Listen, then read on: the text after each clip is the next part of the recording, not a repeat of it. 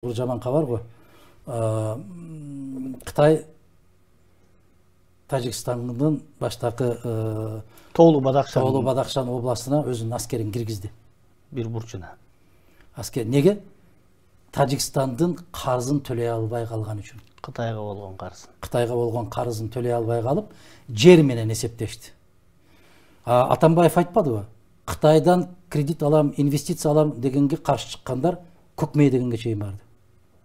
Біздің бүгінгі күндегі Қытайдан болған қарызыбыз күн санап өсіп отады. Саат санап өсіп отады. Ошон үчүн елчisi айтты. Алғанды білгенден кейін қайтарғанды белгіле деп. Қатты айтты. Мына ошол коркунучтуу маселе. Бүгүнкү жогорку кеңештин алдындағы турган эң чоң маселе, абдан орчундуу маселе. Кредиттер кайдан алынды? Канча алынды? Ким алды? Кайда жумшалды? Кантип кайтарабыз? Канча мүнөттө кайтарабыз? Мына ушул маселени коюш керек. Бул жер тагдыры. Бул элдин тагдыры. Мындан өткөн мыйзам, мындан өткөн маанилүү маселе жок. Туура сөзүн жоозуңузда Кенжебек мырза, Адахан Кимсанбаевич аябай туура маселе айтып атат да. Акылбек Жапаров белгилүү экономист, депутат, сиздин коллегаңыз кече жакында бир маегинде айтыптыр.